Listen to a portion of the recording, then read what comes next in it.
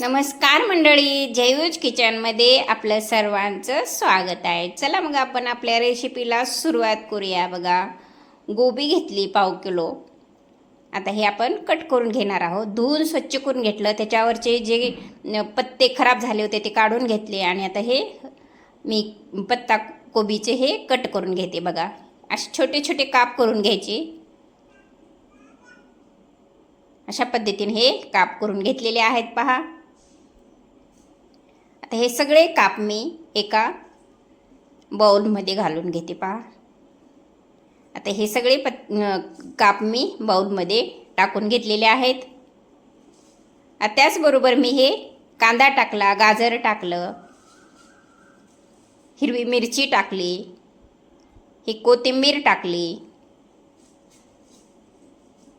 चवीनुसार मीठ टाकून घेतलं, हळद टाकली, लाल तिखट टाकलं, धने पावडर, जिरे पावडर टाकून घेतली आणि हे आमचूर पावडर पण टाकून घेतलं. आता हा ओवा हातावर चोळून मी टाकून घेतलेला आहे आणि ही कसुरी मेथी बारीक करून मी ह्याच्यावर टाकून घेतलेली आहे पहा. चला आता हे सगळं मिक्स करून घेऊया. आता हे आपलं मिक्स करून आपल्याला एक 10 ते 15-20 मिनिट आपल्याला बाजूला ठेवायचं आहे. आता हे याला पाणी वगैरे सुटतं का आपण झाकून ठेवून एक 10-15 मिनिटांनं पाहूया.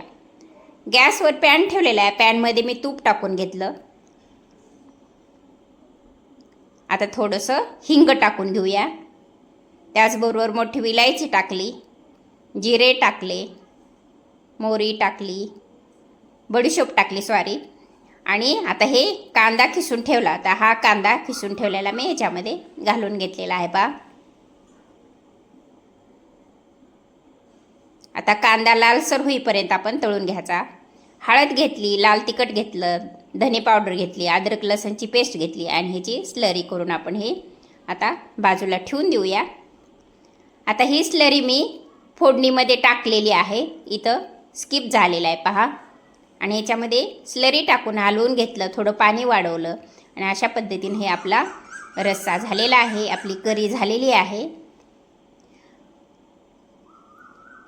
आता हे आपण जे कोबीचं काप करून ठेवलं होतं हे आता बघा कशा पद्धतीनं पाणी सुटलेलं आहे. पाणी बघा अशा पद्धतीनं पाणी निघतं. हे पण पाणी आपल्याला हे बाजूला काढायचं नाही, हे पाणी याच्यामध्येच ठेवायचं आहे. आता याच्यामध्ये मी जवळपास 6 ते 7 टीस्पून मी बेसन टाकलेलं आहे.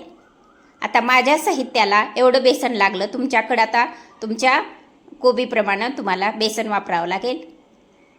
मग असा गोळा होईपर्यंत आपण पीठ टाकून घ्यायचं. जास्त पण पीठ टाकायचं नाही. गॅसवर मी कढई ठेवली. कढईमध्ये तेल ओतलेलं होतं. तेल गरम झालं. आता हे मी कोफ्ते याच्यामध्ये टाकून घेत आहे पहा. हे मी पत्ताकोबीचे कोफ्ते करत आहे पहा. आता हे आपले कोफ्ते तळलेले आहेत. आता हे काढून घेऊया. चला आता आपण सर्व करून घेऊ. एक छोटासा बाउल घेतला, त्याच्यामध्ये हे कोफ्ते मी सर्व करून घेतलेले आहेत पहा. अशा पद्धतीनं सगळे कोफ्ते मी सर्व करून घेते. असे हे सर्व करून घेतलेले आहेत. जसे कोफ्ते छान दिसत आहेत तसेच खायला सुद्धा फार सुंदर झालेले होते. आणि त्याच्यावर हे करी मी ओतून घेत आहे पहा. अशी करी ओतून घ्यायची कोफ्त्यावर. बघा अशा पद्धतीने ही आपली रेसिपी तयार झालेली आहे. लाईक करा, शेअर करा, सबस्क्राईब करा. चला भेटू पुढच्या व्हिडिओमध्ये. धन्यवाद.